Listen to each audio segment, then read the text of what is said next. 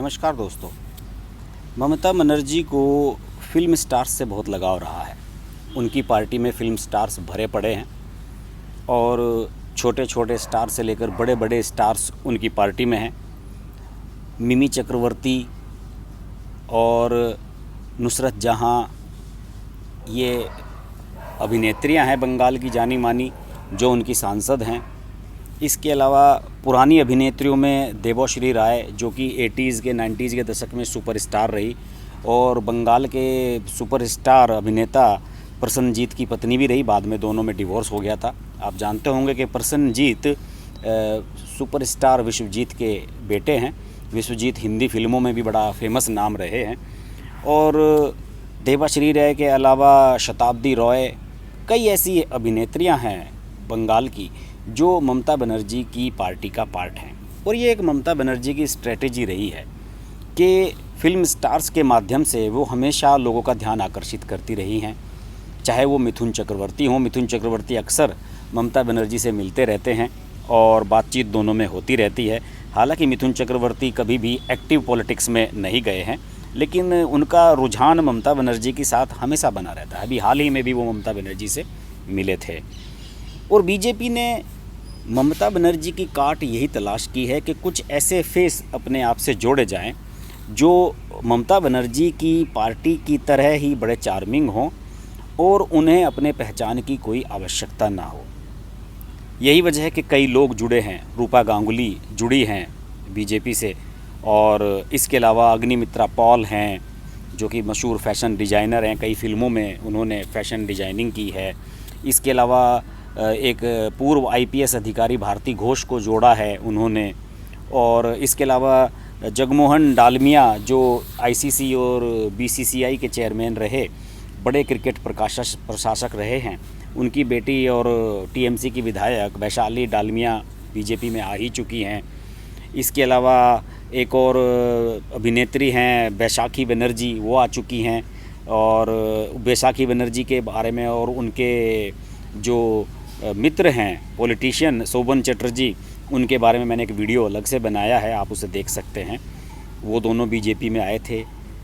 अब फिर ये चर्चा नज़र आ रही है दोस्तों कि देवाश्री रॉय बीजेपी ज्वाइन कर सकती हैं।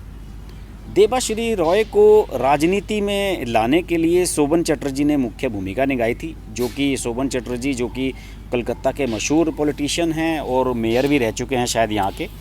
उन्हें चुनाव जिताने में मुख्य भूमिका निभाई थी।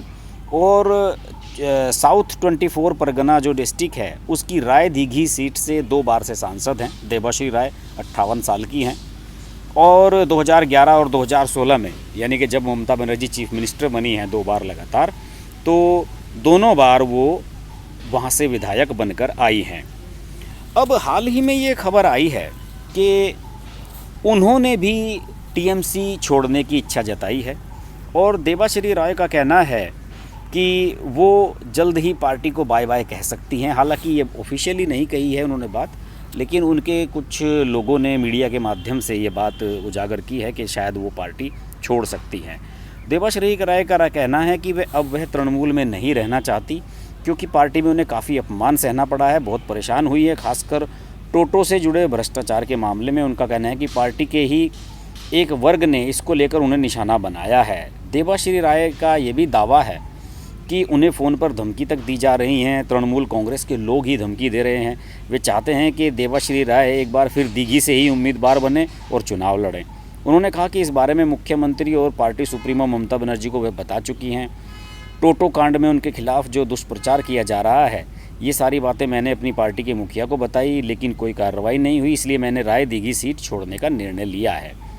यानी कि इस बार राय दीघी में उनके खिलाफ तमाम मुश्किलें उन्हीं की पार्टी के लोग पैदा करने वाले हैं।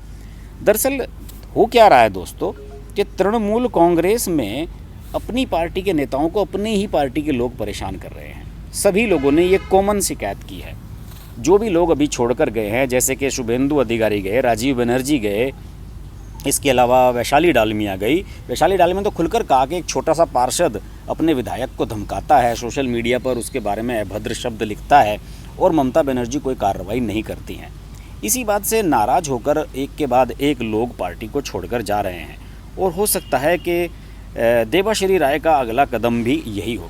सबसे बड़ी अचंभे की ये बात है कि शोभन चटर्जी के साथ उनका क्या विवाद हुआ, ये समझ से बाहर है। क्योंकि 2016 में उन्हें जब दोबारा टिकट मिलने की संभावनाएं नहीं थी, तो शोभन चटर्जी ने अपने क्रेडिट पर ममता बनर्जी से कहकर उनका टिकट कराया था और गारंटी ली थी कि मैं चुनाव इनका जितवाऊंगा, और वो जीती भी थी। लेकिन जब से बैशाखी बनर्जी उनकी लाइफ में आई हैं, आप जानते होंगे बैशाखी बनर्जी एक शिक्षिका हैं और दोनों की जोड़ी बड़ी फेमस है, और दोनों पति पत्नी नहीं हैं, लेकिन फिर भी दोनों के बारे में ये चर्चाएं हैं कि दोनों के करीबी संबंध हैं, और दोनों ने हाल ही में बीजेपी ज्वाइन की थी। और जब वो बीजेपी ज्वाइन कर रहे थे तो बताया जाता कि उसी दिन देबाश्री राय की भी बीजेपी ज्वाइनिंग होनी थी।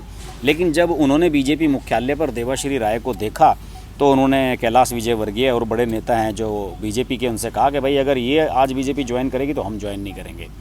और उसके बाद देबाश्री राय की ज्वाइनिंग टल गई थी। बाद में बताया जाता है कि वो दिलीप घोष से मिली वहाँ जाकर, जो कि बीजेपी के प्रदेश अध्यक्ष हैं पश्चिम बंगाल में। देबाश्री राय दिलीप घोष से भी मिली हैं, और सुनने में ये आ रहा है कि देबाश्री राय की एंट्री में जो दिक्कतें हैं वो शोभन चटर्जी की तरफ से ही हैं, वो उनका विरोध कर रहे हैं। 5 साल में ही ऐसा क्या हो गया कि जिसके चुनाव को जितवाने की वो गारंटी ले रहे थे, अब उसका वो विरोध कर रहे हैं, ये समझ से बाहर है। बहुत से लोग इसके लिए तरह तरह की बातें कर रहे हैं, और मैं उन सब बातों में नहीं जाना चाहता हूँ। लेकिन मेरा ये मानना है कि देबाश्री राय अगर छोड़ती हैं और बीजेपी में जाती हैं तो ये टीएमसी के लिए एक और बड़ा झटका होगा, क्योंकि देबाश्री राय जाना माना चेहरा हैं, फिल्म स्टार रही हैं, और आपको याद होगा कि हिंदी में भी उन्होंने कुछ फिल्में की थी, जस्टिस चौधरी, जितेंद्र वाली, श्रीदेवी वाली, उसमें उनका एक रोल था।